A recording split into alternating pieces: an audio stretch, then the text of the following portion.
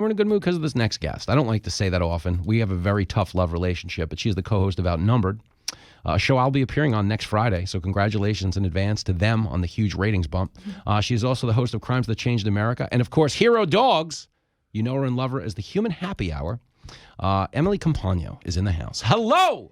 The Human Happy Hour until my dark heart shines through. It's coming. It usually takes 2 minutes into this interview before I get called a fat F. I wish we should do like a dramatic reading of my text messages. They're so... Where is that Hallmark movie? Hallmark presents The Fat Slob. Christmas tale to warm the heart. So when last we met, we were at the Christmas tree relighting, which... Nobody throws a better relighting than Fox News. I haven't been to many Christmas tree relightings in my day, but as they go, that would have to be the best one, no? No, I haven't been part of a better sequel since Godfather 2 when I was an extra in the back. I'll say this. Did you get my text? Yes. My non-shouting text? What's hysterical to me is how you and I, for the rest of our lives, we think that we are like... We should, we're the help here. Yeah. Which we are. And that's a good thing. But we also belong here. And so I learned after the fact that as you and I were in the crowd watching, which was an awesome place to be, we were actually supposed to be on stage. We were supposed to be on stage with all the other Fox News talent in the background of the TV shot when they're relighting the tree. But me and Emily were sitting there, just like next to the hot dog guy. Yeah, and 100%. Like I actually served 3 hot dogs and sold one guy a hot pretzel. Literally. We are so criminally regular. But the other thing I love about you is you left that feel-good event, which was a feel-good event. In fact, the Christmas tree, it was such a good lighting that I've already promised myself I'm going to go to next week's relighting. I'm going to be there as well. Well, if you light the tree on fire to ensure there's a third, you will be let out. It's no problem. I'll see you across the street after. Yeah, we're going to get there. But you left this feel-good event and went to another event involving law enforcement, did you not? Yes, I had the honor of co-hosting the Detective Rafael Ramos Foundation's Winter Gala fundraiser alongside our dear friends Dean Cain, Frank Siller of Tunnel to Towers, Taya Kyle, our own Amy Freeze from Weather, and J.W. Cortez. And that foundation, if you remember, I'm sure you do, on December 20th of 2014, NYPD Detective Rafael Ramos was assassinated along with his partner, Detective Wenjin Liu, just because they were police officers. Yeah. And Rafael Ramos's wife, Maritza, started this foundation to help the families of those NYPD officers that were lost in the line of duty. And since then, it has just become an incredible foundation serving so many needs in the law enforcement community and the actual community, because you and I talk about all the time, they're one and the same. Yep. And so the Winter Gala was last night. So we were all there bringing highlight and donations and funding to this incredible foundation. So everyone can learn more at theramosfoundation.org. That's really awesome. I love that you do that stuff. But before we get too high and mighty with all of your moral excellence, let's not discount the fact that there was definitely an open bar. Emily does. I've gone to a few of these fundraisers. No. You were the most benevolent soul I know. And long before we were friends, I was taken from afar by all of the good things you do. Do you remember when you used to come on the show and you're like, I just brought meatballs to the firehouse? Yes. And I only had water last night. I know you think I'm some sloppy drunk, but everyone listening, you guys, I am actually normal. I'm actually well behaved. Yes. I'm reasonable. Yes, that means she was crushing pills. But stick with I kid. We're just starting trouble. But the point is, no, you do a wonder of charitable contributions to the universe. And I do commend you for that. It's not often we commend each other on anything. So for that, you get that. That's it. The only time you're nice to an officer is when you're trying to get out of the arrest. Yeah. It helps to be nice to them 365 days out of the year. All right. So you want to know why I'm really being so nice? Because I'm getting a new car, right? Yeah. Well, I'll tell you the whole story. But the dealership I was dealing with, they happen to be some Fox News super fans.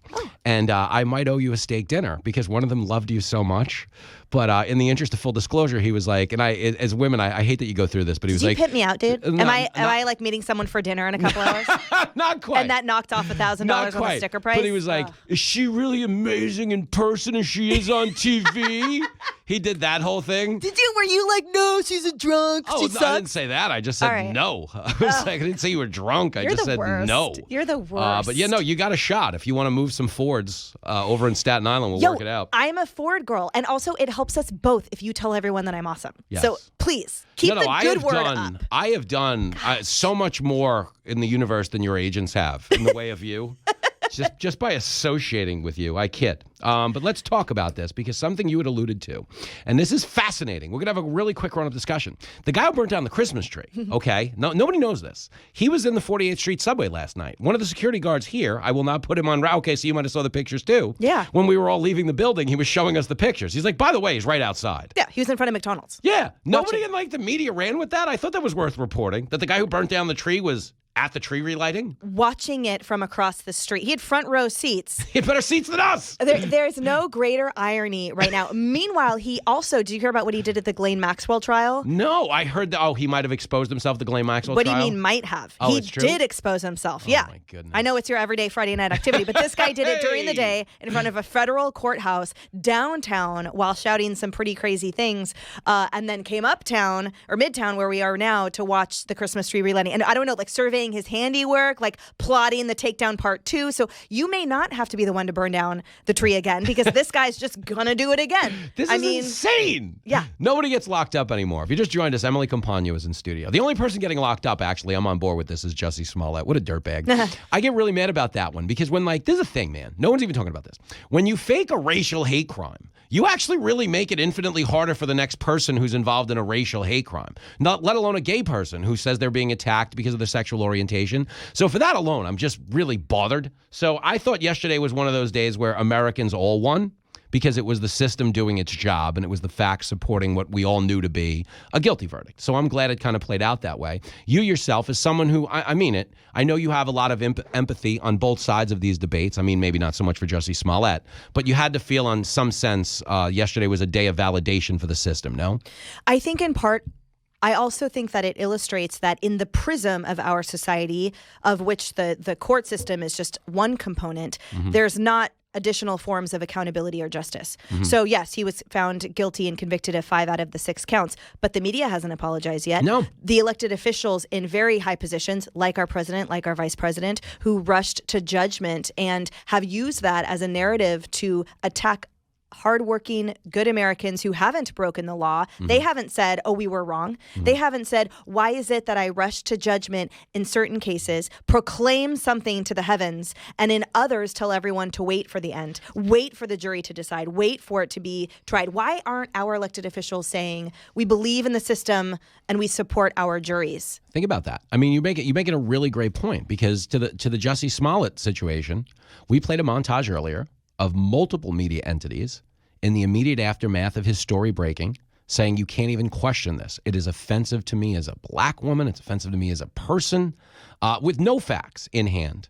Yet we're sitting here weeks removed from a guy in Waukesha, Wisconsin, running over 45 white people that he professed to kill on Facebook. And we're like, well, we don't know what the deal was yet. And it just drives me crazy because there is this rush to judgment to assume racism and the worst of intent on one side of the country. And I just think it's so toxic for the entirety of the country. But my question for you is, in this situation, do guys usually serve time for this kind of crime, or is he just going to get big probation? No, so the precedent there in Illinois, the prior conviction for this, which was sort of a funny story, which was a guy in 2011, I want to say, who faked that he was attacked and robbed of his Oprah tickets because he was too embarrassed to tell his wife that he didn't have Oprah tickets. He was convicted of the same thing, disorderly conduct. As we know there in Illinois, that filing a false police report falls under disorderly conduct. And he was convicted and he served no time. So that's the precedence. However, here there's 5 charges or 5 convictions. And also there were about 100,000 man hours expended investigating this. And so let's see what the sentencing is. I think some jail time might be warranted. Yeah. Who knows? Because apparently here, arson doesn't get you jail time and a lot of other things. So don't expect it. And if I can just make another point about the legal thing, that's what I was trying to look up. So again, about that disorderly conduct and about what that encompasses. In Massachusetts right now, the former Suffolk County DA, who has now been elevated thanks to Vice President Harris's tie-breaking vote, under her watch, that was a crime that she decriminalized. Automatically was not a crime. It also included in this long list certain thefts, certain threats, things that matter. And when you remove discretion, when you remove the ability for a prosecutor or a judge to say, in this case, I'm going to do something different because this person needs to be locked up, this person needs to be charged. When you remove that, that is when the violence happens. That is when judges say, my hands are tied. And it goes both ways. both in lack of severity and in severity. When someone says, let him come back home to help earn money for his family while he's on tour, whatever. All of those facts matter because every case is individual, and that is the level of criminal justice, quote, reform that we are seeing that is having these incredible effects, detrimental effects on society because the pendulum has swung way too far. Yes. Yes, and the point I was making earlier, then you might have backed me up on this, is that we have configured the system in a way that's demonstrating more empathy for the perp than the victim. Yeah. And that's frustrating. Oh, yeah. And the thing is, the system has baked into it positions that are advocates for the victim and advocates for the defendant. That's what the public defender is for. That's what attorneys are for. That's what certain protections in the system. So when prosecutors start acting more like defendant advocates, then it breaks down the system because all of the positions are there already. It works if you let everyone do their job. If people stop doing their job, that's when there are these huge breaks in the system, and you remove that discretion in everyone's hands to be able to say, all right, this one we're going to deal with it differently, or this one we're going to deal with it a certain way. I love how when you said if people stop doing their job, you looked right at my staff in the control booth. Wake it up! And I'm kidding. I love you both. You guys would start. This guy needs a mute. If you just get going. I'm kidding. If you just joined us, Emily Compagno is in the studio. We're having a grown-up conversation about the fact that a lot of these bail reforms have set the city on fire. The L.A. District Attorney, who may well get removed if he gets impeached, Gascon, wants us to believe that these bail reforms have played no role in making the streets more dangerous. And I don't think there's any world where you can say that with a straight face, unless you really are just concerned with self-preservation politically. And I just wanted to make this additional point before you respond. It was in Philadelphia that their DA said, we don't have a crime problem. We've heard two district attorneys downplay the significance of an increase in homicides. Like when someone says to me, oh, but aside from the homicides, it's fine. Like, homicide's pretty bad. Last I checked, no? Chisa Boudin, district attorney in San Francisco, same thing, blamed the actual rank and file, said if they would do their job, then I can do mine, in addition to a whole host of other hideous comments and concepts that have been filtering through his office, which is why a lot of DAs have resigned under his watch. And he, too, is up for impeachment recall. Recall. In June. So yes, it's horrifying. These are examples where people elected, I think, in good faith, who they thought would take a compassionate approach to prosecution, and prosecutions deserve a compassionate approach. And instead, they got these weird robots self-aggrandizing, refusing to see the statistics and refusing to compassionately view all of the victims.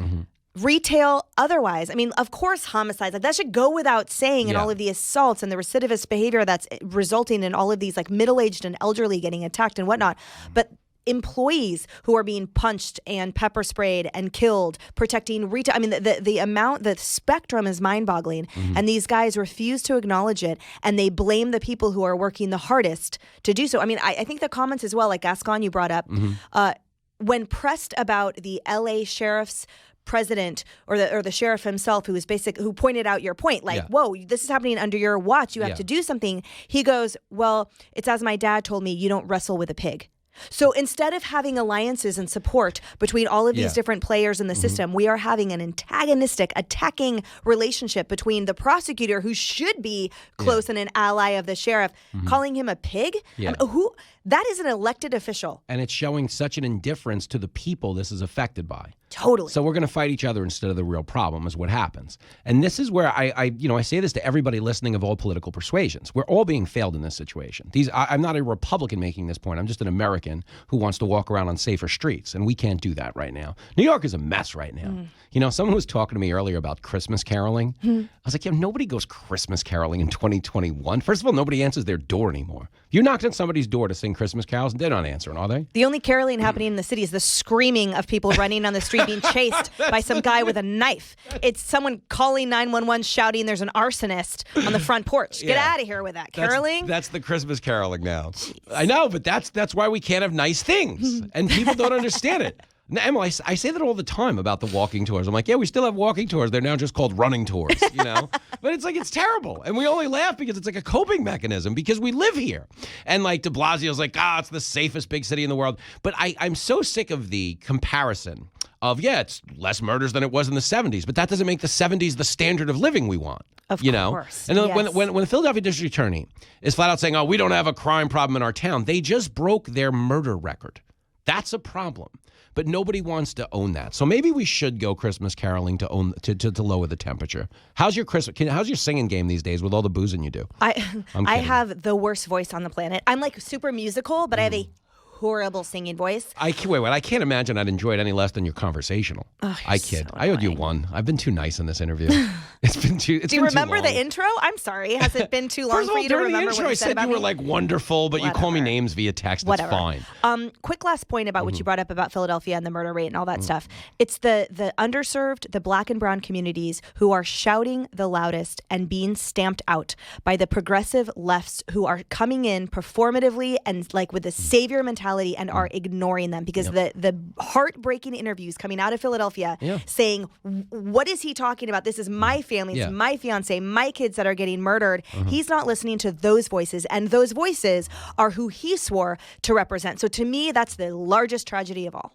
And this is why we can't have nice things. It's unbelievable. You make a lot of great points today, Em. I'm proud of you. I know, I'm amazing. Now, listen, the bar was low coming in, but even if the bar was medium, you would have cleared it. So for that...